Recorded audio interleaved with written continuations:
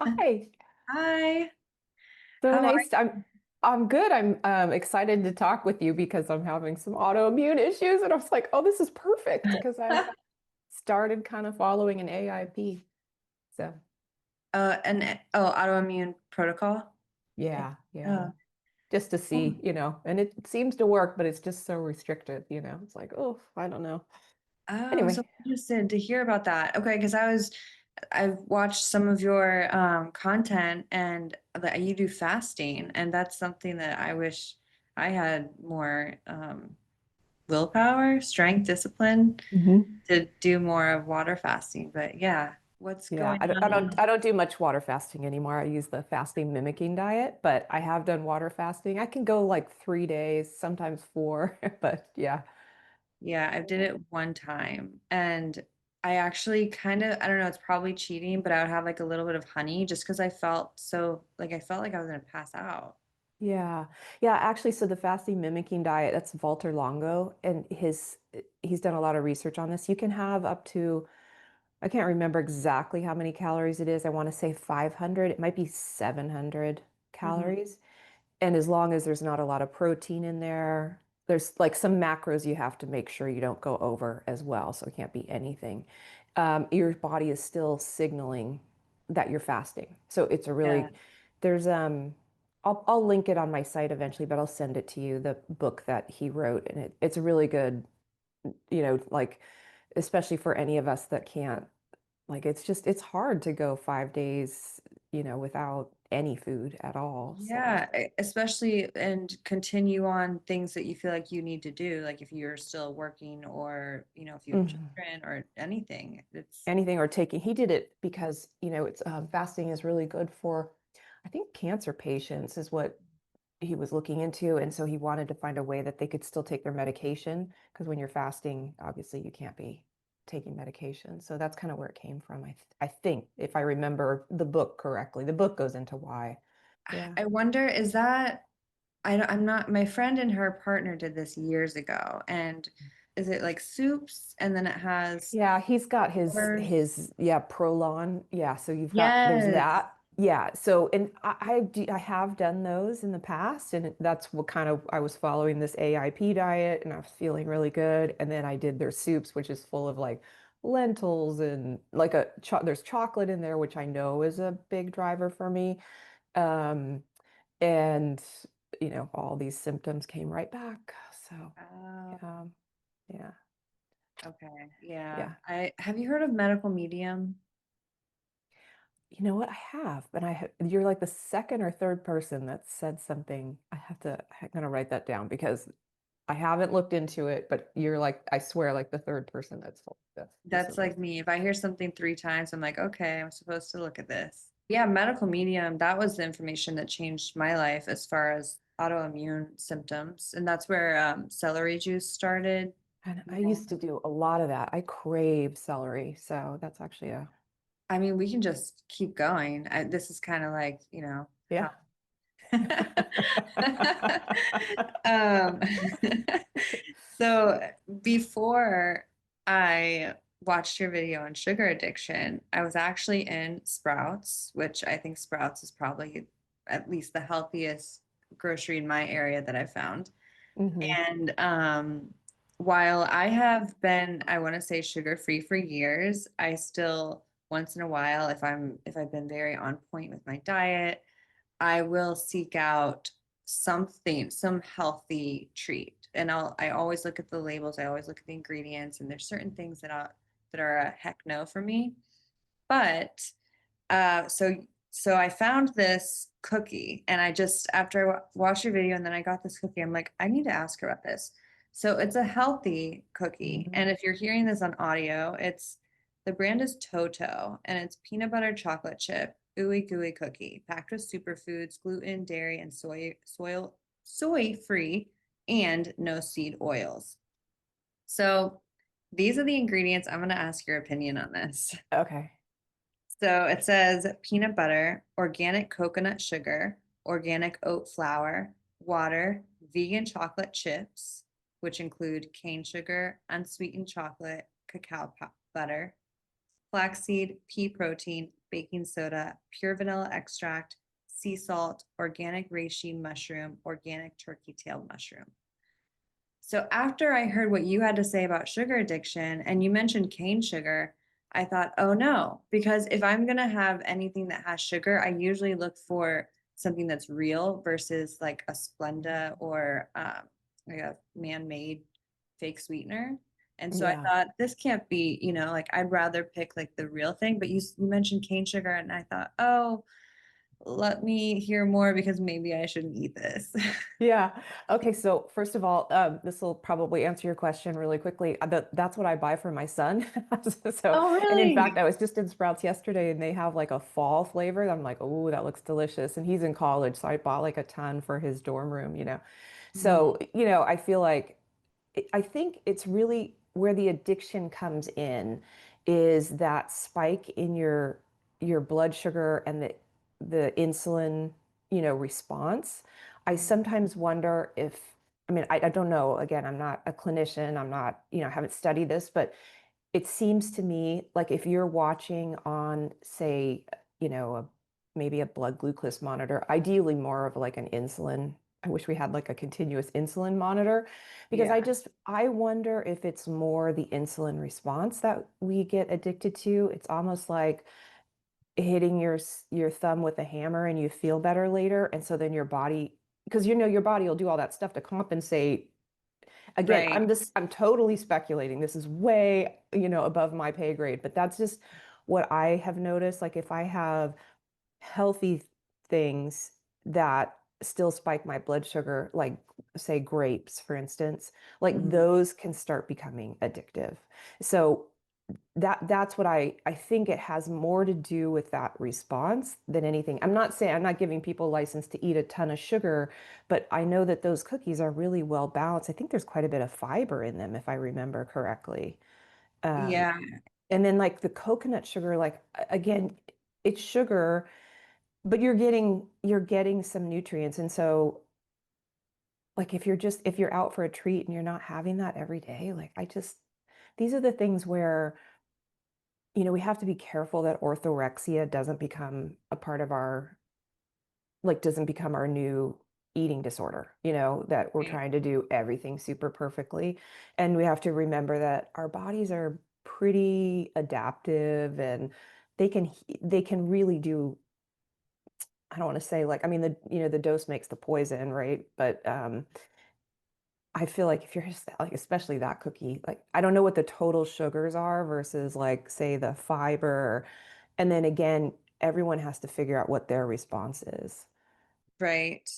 Yeah, the total sugars, it looks like 9 grams and included added sugars 18%. The carbs are 15 grams. I mean, yeah, I didn't even look at that part, but it's not bad at all. Mm-mm. What you're saying though about fruit, I agree. I know you're speaking out of your own perception and experience, but I've had the same.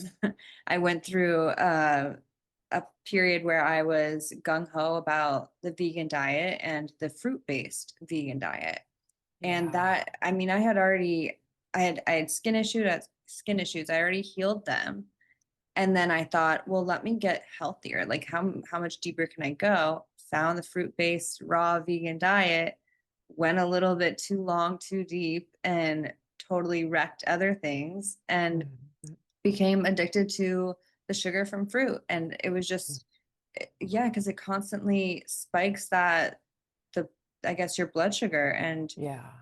I think it messed with my insulin and yeah, and I know people who still, eat that way and have eaten that way for years, but I can tell it's like they have to fast, and then once they start eating, they don't stop eating until Mhm. like they fast again. I mean, like they're just constantly hungry once they start eating. Yeah, yeah, yeah, yeah. That's a very interesting.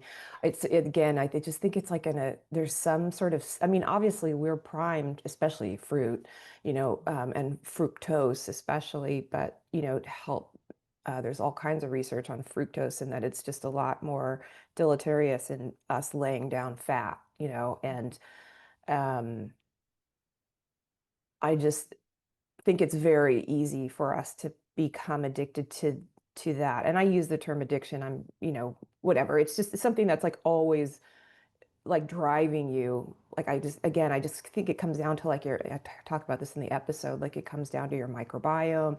And I feel like your microbiome is like, because it's connected to your brain. It's like, we want more, we want more, we want more. I mean, Mhm. you get the dopamine hit, but it's also feeding this like bad bacteria.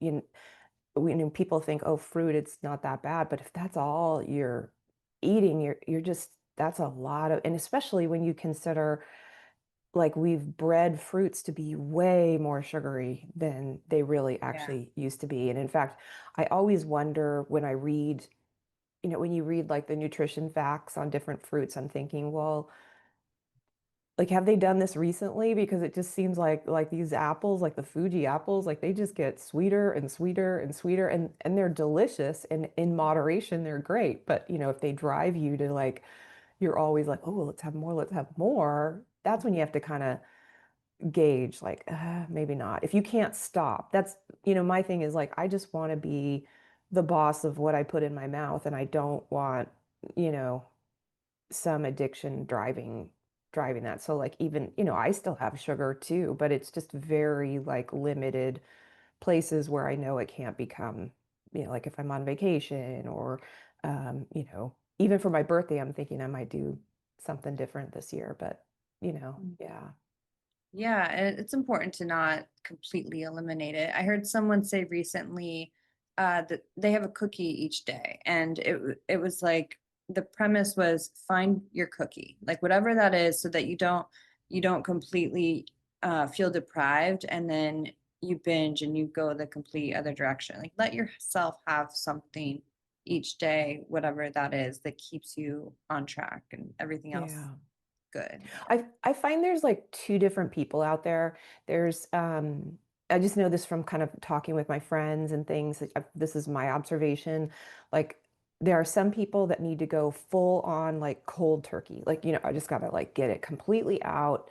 And then maybe I can kind of bring it back in here and there. And I'm definitely like that. I can't have, if I'm trying to really work on, say I feel like, okay, I'm having this thing every day and I don't think it's healthy for me, I've got to completely eliminate it for, say, like a month, whatever it is. And then I can bring it back in periodically, and then I just kind of watch, is it becoming more and more? Whereas like I have a friend who's like, no, if I do that, then it's all I think about and I will start binging that within 3 days. So I think people have to know who they are and what works best for them. And like I just have to tell myself, okay, never eat chocolate cake, like which is one of my favorite things. And chocolate cake with like chocolate frosting. Absolutely like love, love, love. There's no way I will eliminate that the rest of my life at all. And I'm not going to come up with some gross substitute. Like I want the real thing, but if I have that once a year, I'm good. So it won't be like the rest of my life. Whereas, like, I know some people, it's like, no, they need just a little bit more. Everyone has to kind of figure out what their healthy balance is. Mhm. And even you just knowing I'm going to have this again next year. It's not like you're eating it and it's like this could be or this is going to be the last time I eat it. And then like you always have that in your head. Like if you know you're gonna have it once a month, once a year, or however often, then it doesn't feel as final or Yeah. yeah, Like you're I gonna have like, what do they call it? Like a food funeral, where you're like, oh, I'm just yeah. gonna eat all this stuff, and you're gonna feel like crap. And I mean, I've Mhm. done I've done that myself. It's like, oh, I'm gonna go on a fast tomorrow. I'm gonna like go crazy. And Mhm. I do. So I have this rule that the last 2 weeks of the year, I can have whatever I want, like when I want. Like I throw everything out. I don't like all my rules out. I throw out like I'm not, if I want to work out, I work out. If I don't, I don't. And I just really kind of like do what I feel like doing. And usually, and I don't go crazy. I would say maybe 10 years ago I used to, but now I don't really go crazy when I open that window. But it's like the holidays, you're going out, you're doing things, and that gives me a lot of how do you say this? Like, just eases my mind throughout the year that it's like, okay, you know what? Like, I'll just do that at the last 2 weeks of the year. I'll just do that.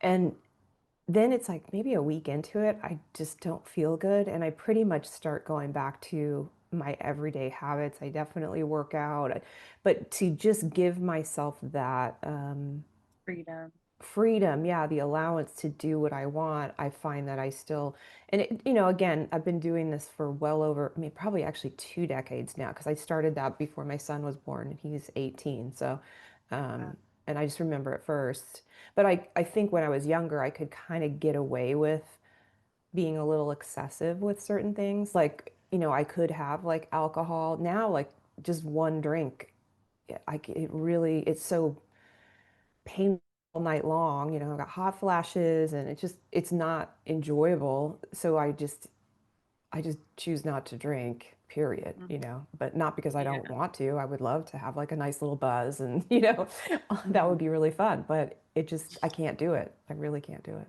Right. It's like at the end of the day, it feels too good to feel good. Like you choose Yes. feeling healthy over anything else. Well, one other point to you giving yourself that grace, that 2 weeks, I bet leading up to that 2 weeks that you're very on it. Like you're probably very extremely healthy because like, well, I'm going to get to do this. Yeah. So, Yeah. yeah. And so Yeah. that's part of it. But then also to your point about drinking, I haven't drank in over 5 years. I went to bed the other night at midnight. I'd gone on I'd gone to dinner and everything. It ended up being a later evening. I never go to bed that late. I woke up feeling hungover. Yeah.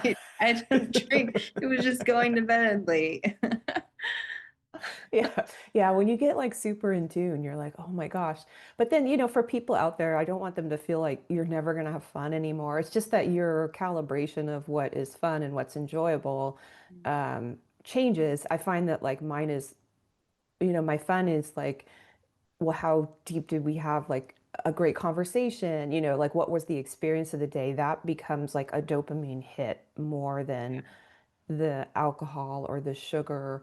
Like, I think, like, okay, maybe like a Super Bowl party. This is probably perfect. Like, a lot of people just go to Super Bowl parties for the snacks, but, say you go and you're really focused on like your friends and having a good time watching the game, and like all of that becomes the dopamine, not the Not gross the snacks food. that you're going to feel like crap from afterwards. So Mhm. and then you never really have that crash. I don't know. It's just kind of nice. It Yeah. changes. Yeah. So you're described as a reluctant biohacker. I want to know why reluctant and also what sparked your interest in longevity and health optimization in the first place.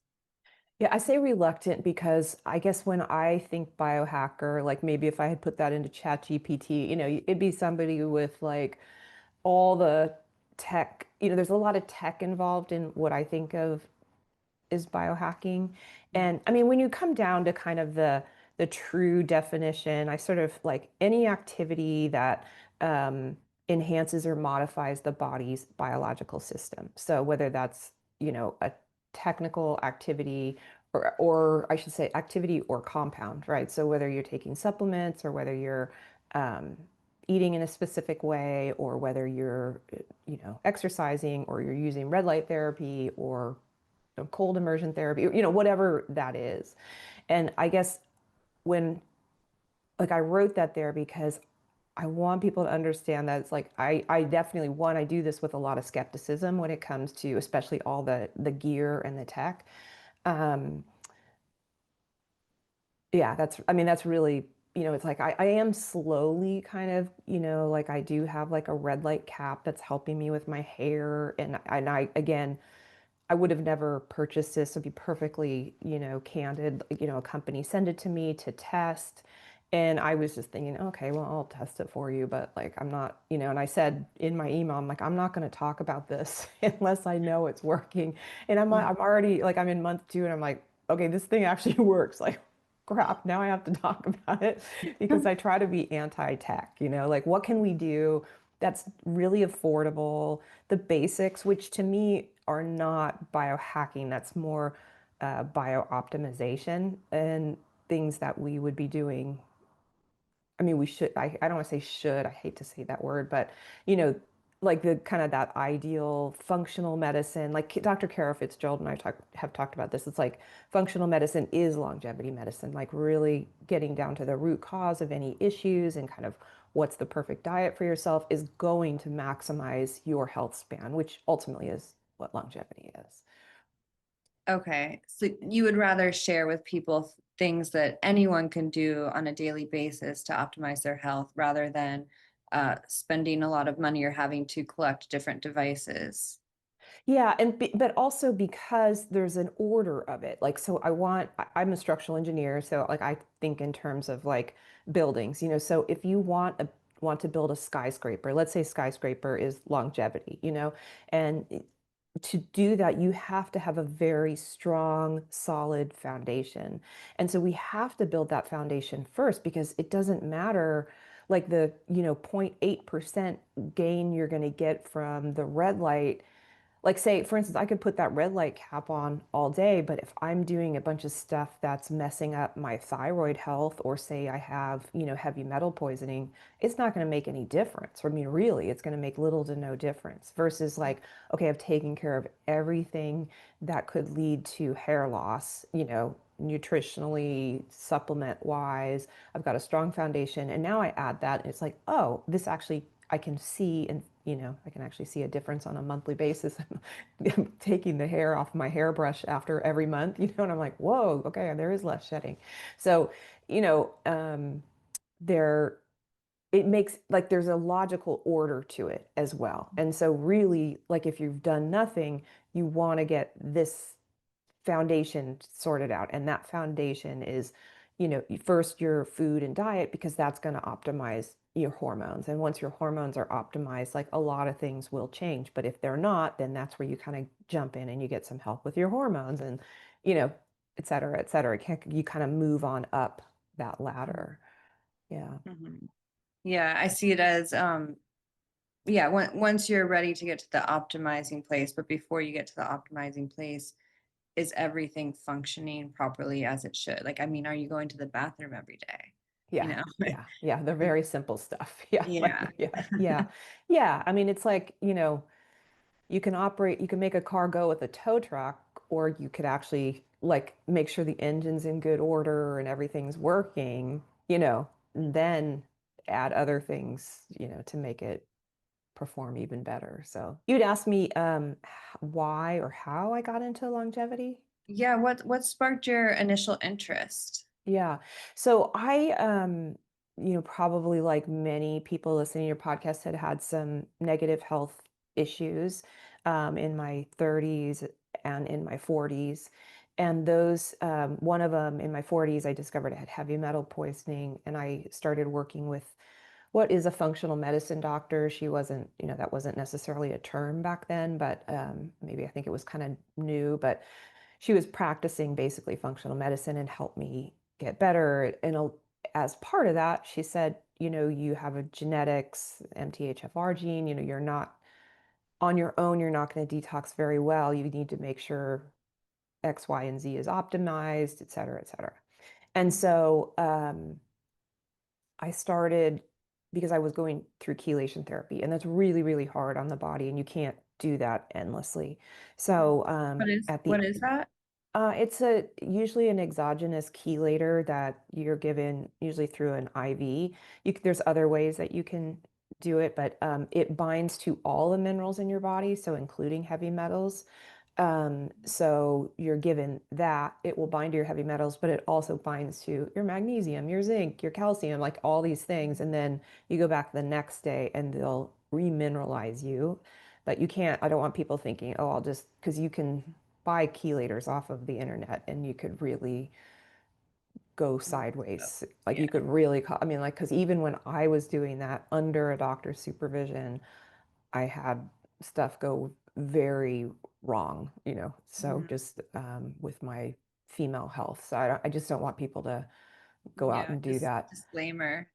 Yeah, yeah, it's really important you work with a doctor. So um anyway, and so we did like 12 rounds of that. And she's like, listen, you can't like this is too, no more. But I still had like, and I had all my metals were kind of in like safe levels, but there were a lot of them. And so, in my mind, I'm like, well, what's the cumulative effect of having all of these things in the safe levels?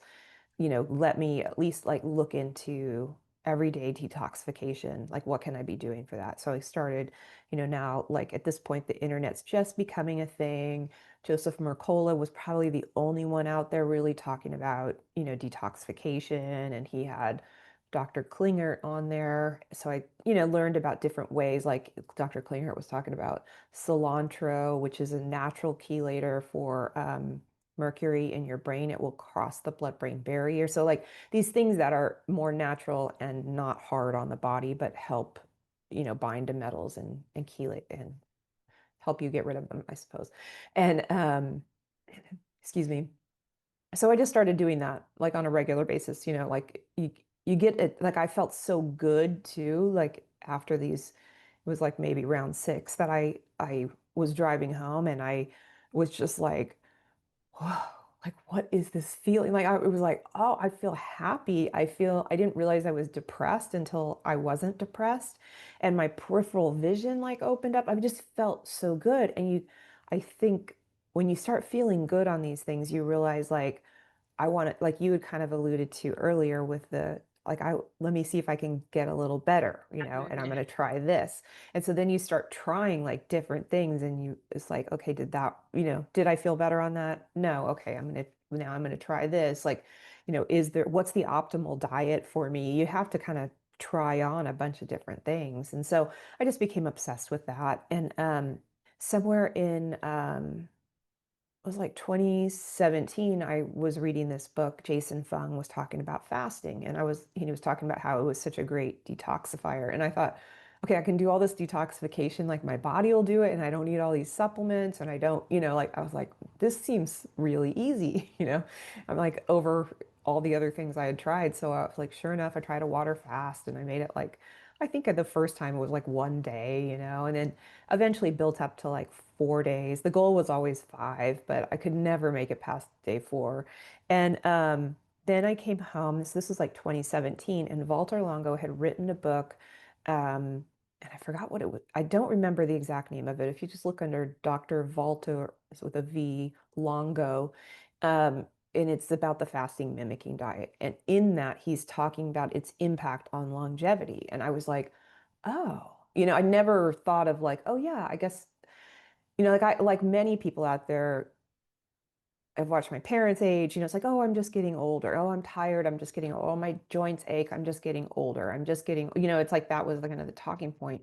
And it was kind of the first time that I thought, well, wait a minute, what if like I don't have to feel that way as I get older? Like, what if I don't have to go through decades of decline, And then very soon after that, David Sinclair's book came out, and I just became like obsessed because I'm watching my mom who's got she's dealt with autoimmune issues her entire life, particularly arthritis, and now she's developing Parkinson's. My dad is older and dealing with a little bit of dementia, like not major or anything like that, but and I just thought, I like if I don't have to, or if I can do everything I can to avoid that fate, or at least shrink that, so that it's not 2, 3 decades, it's, 2, 3 years or something like that, then I'm Yeah. going to do it. And so I just became like, I kind of shifted because detox, again, like,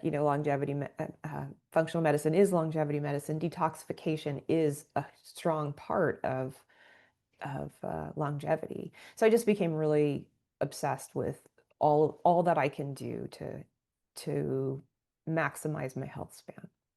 Hmm. Yeah. That is so true about hearing other people talk about it as if it's completely normal and it's expected to, oh, this is just, wait till you get older, or this is just part of getting old. And I just remember even in my 20s hearing that and just thinking like, Mm, like just something about that didn't sit right in my body, and I knew like that can't be right. I mean, because Yeah. not everybody that's 50 feels this way, or 60 or 70. Like not everyone across the board has this going on. So there has to be more to it. Yeah, for sure, for sure. And I mean, that's not to say that like I won't develop, you know, I mean, I'm aging. I'm definitely aging. I can see it in my skin. I can, it's like sometimes like after I meditate every day and it's like sometimes I'm like, yeah, I'm gonna fall asleep. I'm like, okay, I'll take a 10-minute nap, like, and I've never felt that way, like that it's just like, okay, like that might be part of it. But as long as I'm doing everything I can, like, like everything that I possibly can empower myself with to age healthfully, I guess, is the best way possible, then I'll accept it. But I just won't accept it on face value. Like, you go to your doctor. I remember actually when I had heavy metal poisoning, going to several medical doctors going, I don't know what's going on. I'm like losing my hair. I'm so tired. I can't even explain how tired I was. It was like tired in my bones. It was just so tired. And they're like, well, because my brother had just passed away. It's like, your brother just died. Your son is 3 years old. Of course you're tired, and you're in your 40s. You're getting older. And it was just kind of like, no, that's not right. And so I feel so badly for people that, they go to their doctor and their doctor's like, oh, you're just getting older. Here's your prescription for arthritis, or here's your, Yeah. it's like we just have to not accept that. I just won't accept it like just blanket. Like I'll accept it once I've done everything I can, once I know that I've done everything in a healthful manner, that I can afford, that I can do, then okay, all right, that's fine. Yeah, get down to the root cause. And Exactly. was a big part of that for you? It was the heavy metals that was Oh, causing it's that? heavy metals. Yeah, it was for sure heavy metals. I mean, it Wow. was astounding. Like that feeling, I remember, I'll never forget that feeling of like driving home and just like, I mean, it was like these, like the sun got brighter, the clouds, and I live in Arizona, it's bright every day, but it was just like, and this low grade depression I had been dealing with for decades, where I had went to therapists and I just could never get past this weird feeling. I had tried antidepressants. I had tried, like nothing seemed to work. And it was just like, oh, okay. Like, which I mean, kind of makes sense if your cells are in a kind of constant fight or flight, trying to deal with the heavy metals. And I'm sure it's causing all kinds of inflammation. It's a poison in your body. It makes sense, like that in some way, your brain is depressed too. It's not working efficiently, which is kind of, to me, depression, like your cells are depressed. So, Yeah, yeah. And I know that a lot of heavy metals, they will travel through your organs, but a lot of them get dumped into your brain. yeah, So that makes a exactly. lot of sense. Yeah. Yeah, yeah, yeah. You mentioned that you meditate every day. Hmm. So could you walk us through the core pillars of a typical day from your 5 a.m. wake up Hmm. to lights out at 9 p.m.? Yeah, and it's actually like 4:30 now and lights out at 8:30, but Oh, it varies like by a half hour throughout, and I do it because like in the summer the sun stays up really late and I just cannot go to bed when the sun is out. Like I refuse, yeah. and I just am not tired.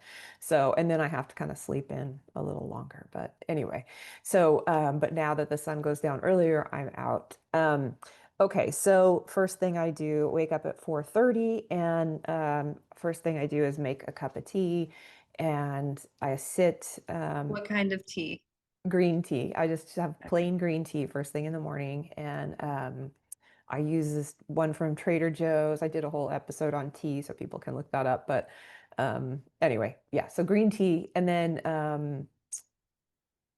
I sit and I actually have committed to doing the rosary every single day this year. So I say the rosary as I'm having my green tea, and then I'm reading, like I was reading the Bible last year. This year I'm kind of doing just other spiritual texts. So I'll read a little bit. Sometimes I journal, sometimes I don't.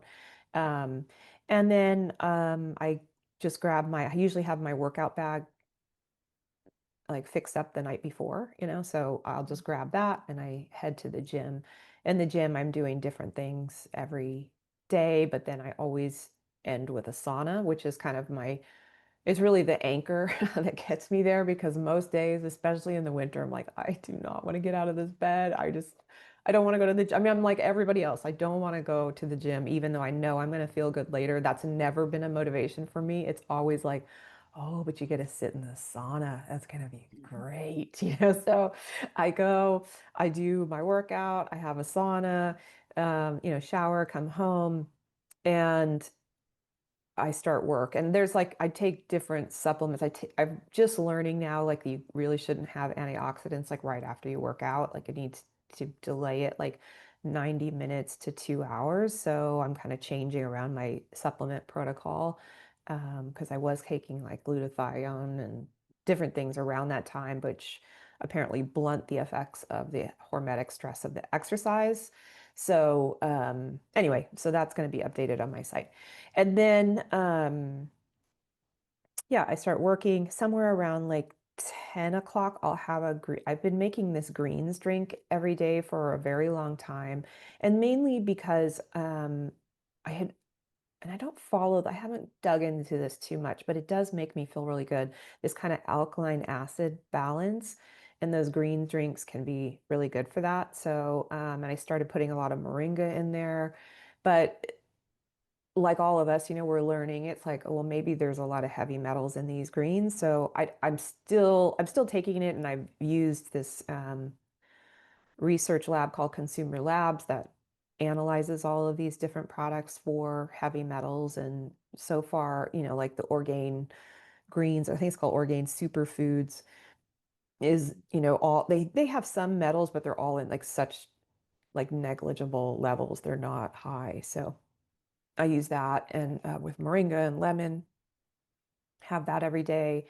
And then a little later, I will finally eat like my first meal. And so I know, like, again, Dr. Stacy Sims, if people have listened to her, she's talking about having a little something before you work out. So in my tea, usually I'll have like a little bit of collagen protein. And lately I've been putting in some like coconut creamer, just to have some calories before I go work out.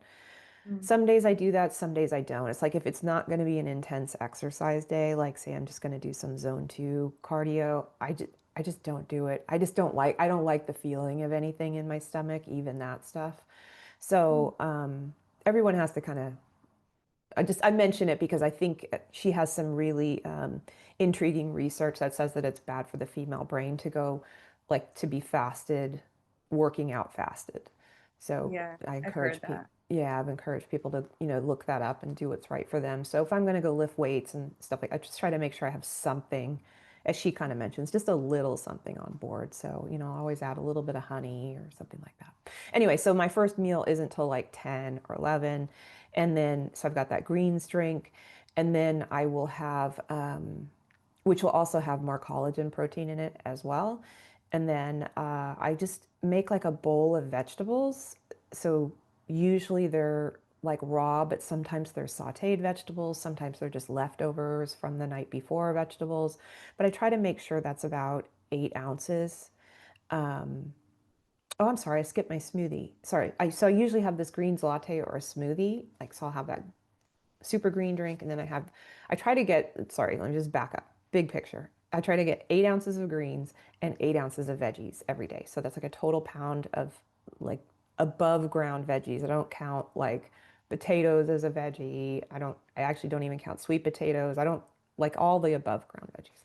So, Do you track? Sorry to interrupt.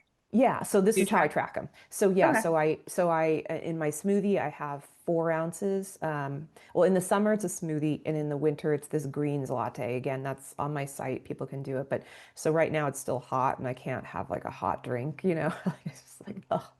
So I make the smoothie, which I make sure I have 4 ounces of greens, which I cook first because I just want to make sure I've got minimal amount of oxalates, because I use a lot of the greens that would have oxalates in them. So I cook that and pour off the water, which I know now has less nutrients in it, but it has a lot less oxalates as well. So, for what that's worth. And like 4 ounces of greens cooked is like, it's like it's like the tiniest amount of, yeah. And so that with some berries, and every once in a while a banana, and then some protein powder.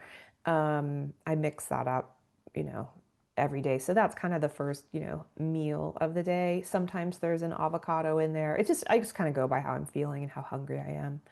And then after that, so now I've had like kind of all these liquids, and all of a sudden it's like, God, I just really want to like eat something, you know? So that's when I make like this bowl of veggies. And that's just whatever I find interesting at the market that week, whatever I'm craving. Like I crave celery, sometimes I'm craving jicama, whatever that is. And so I just try to get those all ready on Sunday, and I just grab 8 ounces of veggies and put that in a bowl, and then some protein. And so that either is hard-boiled eggs, although lately I'm not doing eggs, so it's like chicken breast, chicken thighs, whatever I have cooked up from the night before. And again, I'm trying to hit 100 grams of protein as well. So there's usually like anywhere between 3 and 5 ounces of a protein source in there. And it just sits in a bowl like on my desk, and I just kind of nosh on it. So it's not really like a meal, it's almost like a snack all afternoon. And then dinner is just like another 4 ounces of greens. And so now I've easily met that metric. It's very easy to have 4 ounces of greens as a salad every night. Or if I'm, not that hungry, I'll just have the more cooked greens. So yeah. Okay. Do you avoid all animal-based foods? Oh, no, no, no, no. In fact, I'm very so there's a website, and I'll send it to you, but people can find like their local farmer who's raising, so there's this Mm. guy down in Wilcox, Arizona, who's raising, chickens and beef and lamb, and I get this email every week, and it's like, here's the girls out on the pasture, it's like, it's like the way I've always wanted it to be, where it's like, I wish these farmers had like webcams so we could see how the animals are, living Yeah. in a healthy manner. So it's definitely more expensive, but Sprouts does have like pasture raised chicken. They have, grass fed meat. I don't know if they're pasture raised, but, um, I don't know, just I know that the fat makeup of these animals that are raised on pastures tend to favor more, maybe not more, but they have a lot more higher omega-3 to omega-6 ratio. So, they are better for you in the long run. Yeah. Okay. So when you have your veggies throughout the day, you're having meat with it? Yeah, so usually lately it's just been like cut up chicken breasts or thighs. Yeah. Mhm. Yeah, that's Okay. keep it pretty simple. But it's like say I had made lamb the night before, I actually will have just like cold. Like I like kind of cold meat. I know a lot of people don't. I know my son won't eat it like that, but some people do. I do. Yeah, I like it. I don't mind it. Maybe there was a time that I did, but yeah, Yeah. and sometimes it Yeah. can be more convenient.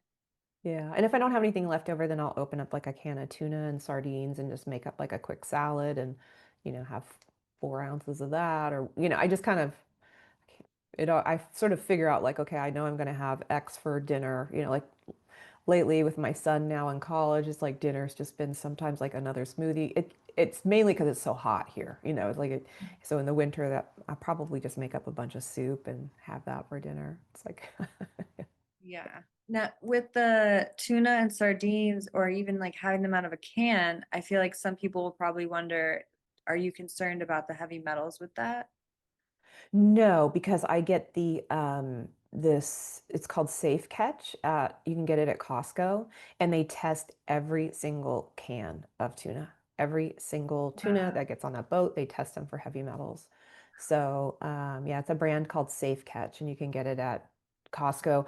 And then sardines, you don't have to worry about because they don't live so long that they would Oh, accumulate any heavy metal. that's great. That's a great hot tip. The Costco Safeco for the Safe Catch, yeah, Safe safe Catch. catch for the Yeah, tuna. I think it's available online too, but and then the small fish, so sardines. And when you mix the sardines with the tuna, like nobody will know. Like if you'll eat tuna, like I just always was aversive to sardines. I'm like, oh, it's so gross, But they sell this sardines that are in olive oil. And a hot tip, one of my like viewers, he's a researcher, he sent me, he's like, you have to eat all the oil in that can too to get the omega-3s. Like not, I mean, you'll still get some omega-3s, but to get because like in one can of the sardines, it's like 1,300 milligrams of omegas. I'm like, Mm. That's amazing. Like that's one less pill I've got to take. That's the way I look at it. I'm like, that's just one less thing. I don't like taking pills, so Mhm. yeah. Yeah, and I feel like when you get it from a whole natural source, like from food, there's something about it that happens in the body that I don't know, it's more There's effective. I think there's synergy that happens with like different things in that food. And actually, Dr. Kara Fitzgerald's book, Younger You, gets into that a little bit. She's trying to kind of prove she uses folic acid as one of the examples, but there's um, different parts of that. She's able to kind of, touch on how that is, like that there's a synergy in food. So you can't just pull out a single compound. I mean, I do think there are cases where we do have to take supplements, that it's impossible to get that much from food. But yeah, I think if it's possible, then just get it from your food. One thing that I learned about you that I thought was really neat and I'd love to hear about is your aging metric. So, could you explain that? Are you aging 34% slower than average? According to my last, that was like my best score. So my last score, because I've been kind of dealing with some autoimmune issues, I think it was at like 0.76 or point, I think it was like 0.77. So, but still, it's, anything below one is great. And I think anything below zero point 0.8 is even, you know, is really good. So, as I'm kind of walking through these, I'll do another test at the end of the year and I think I'll be back on track. But yeah, so you do this pace of aging test. It's the Dunedin pace of aging through either Novos or True Diagnostic. It's all kind of like any of these people, as long as it's called the Dunedin pace of aging test, um, it's all going to the same lab, whoever you send your stuff into. So I know I'm like kind of the Novos girl, but the Novos test, I think, is a little less expensive than the True Diagnostic because they're doing all these other things included in it. So if you just want your pace of aging, that's probably a better one. Anyway, so yeah, that just looks at, you know, almost like the way I see it is like the pace of aging gives you a metric to your overall health because it's really a reflection of a bunch of different biomarkers. And this is way above my pay grade. I mean, like I don't think I'll ever fully understand it because it's just like I'll never fully understand chemistry. Like it just those things just elude me. But what I understand from the researchers and hearing from the researchers is that this is the best test we have out there to measure, get some sense of your bio age. And in fact, there was who's the leader at the Buck Institute, and his name is going to escape me. He was just on Peter Attia's podcast recently talking about, that this test was like the best one, the Dunedin. It's the best one we have so far.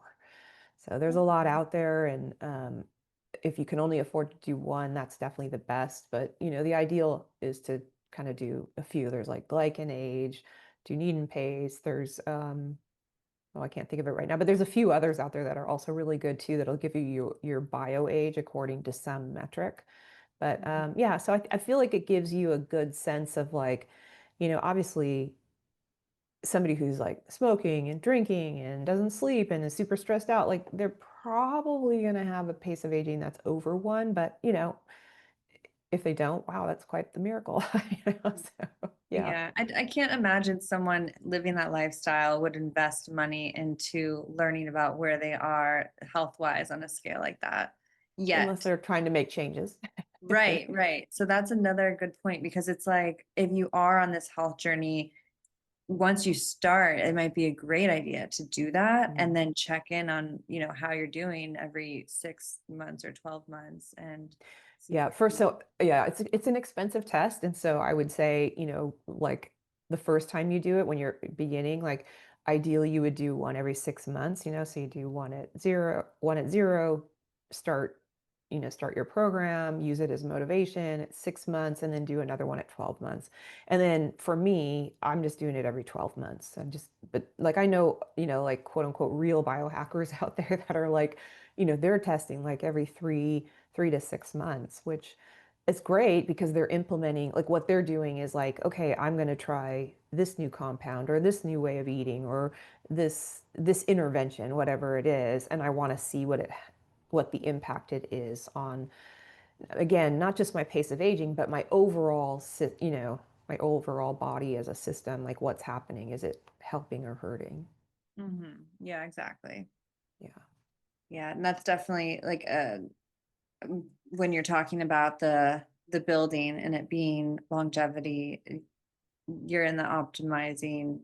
category. Just like when you mentioned your supplements and you're figuring out the ideal time to take those supplements, Yeah. that's an optimization thing. I mean, first figure out like what supplements you need, Yeah. take them, and Yeah, then exactly. Yeah. yeah.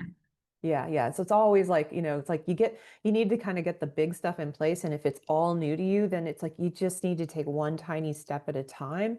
And it's okay if you don't start fine tuning for like 5 years. Like, it's okay. You're going to be okay. Like I just, Yeah.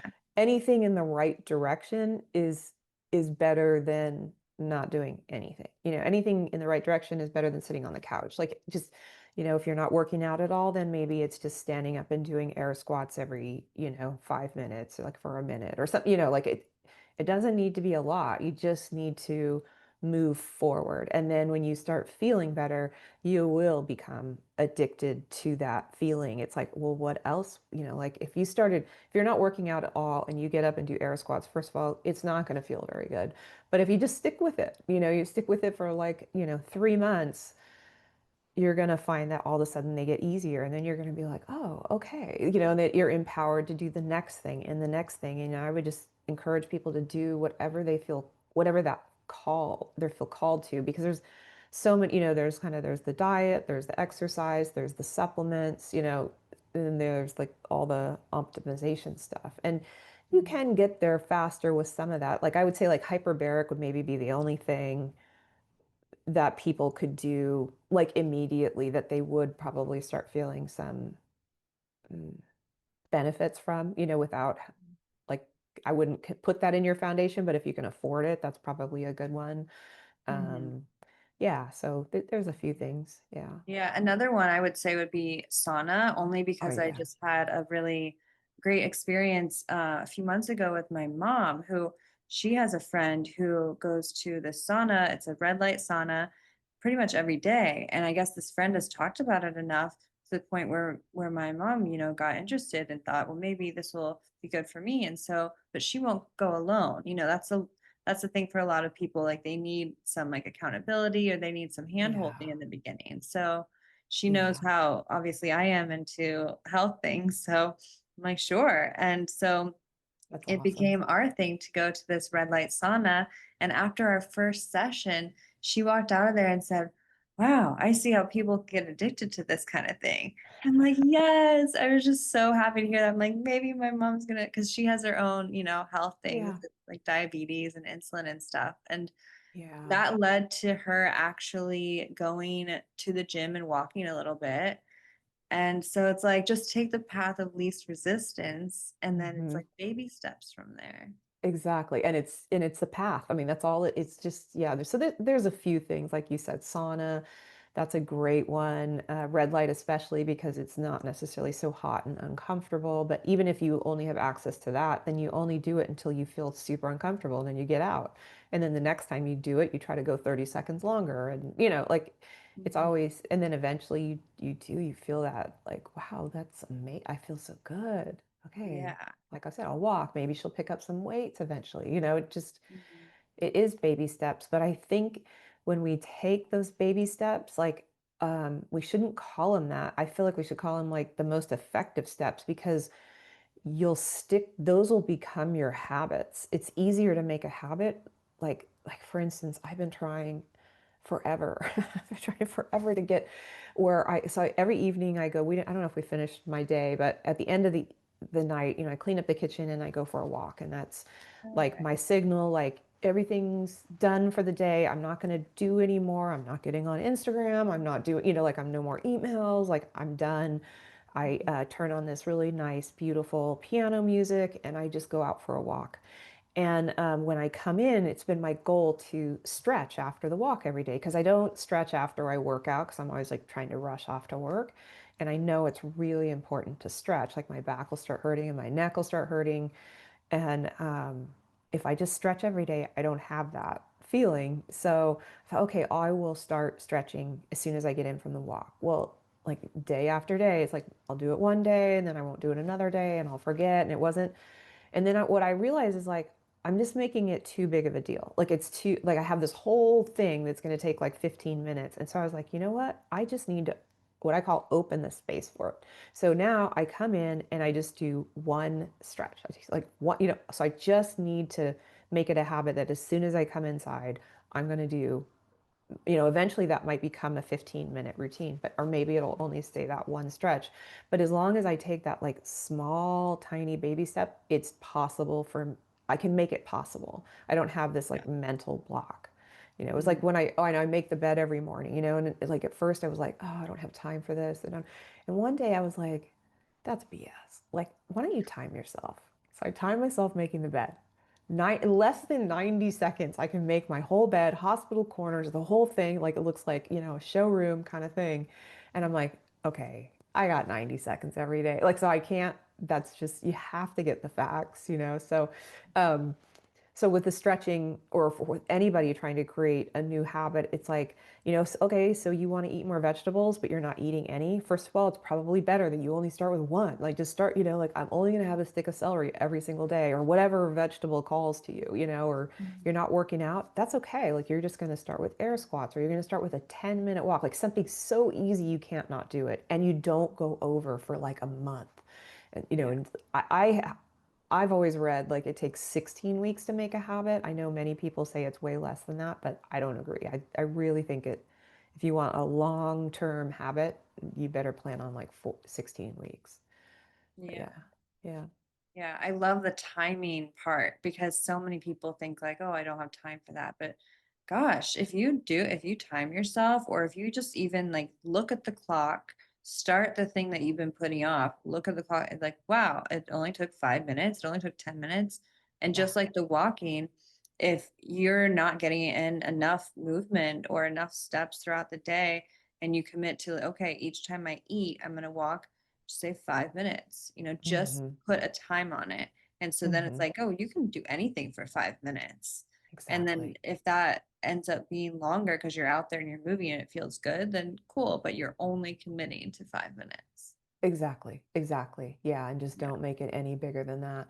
I mean, for me, like I always use this example of brushing my teeth. It's like, I remember my son was little. It was like it was a big deal. Or anytime you try to start something new, you have this like you have so much mental energy committed to, okay, I got to get my bag packed, I got to get to the gym, I got to da da da. Like now I don't even think about that. I just like throw it all together and it's not it doesn't require any mental energy throughout the day. I just do it when I'm doing it and it takes me no time at all. But I think that's because it's become a habit. Just, so like nobody's walking around thinking, oh my God, I got to brush my teeth tonight. I got to do that. And I mean, that's 2 minutes, ideally it's 2 minutes if you're doing what the dentist tells you, Yeah. so nobody worries about it. Nobody thinks about that. And you wouldn't think about going out of the house without brushing your teeth, like, maybe people don't do it before bed, but please do because oral health is very important to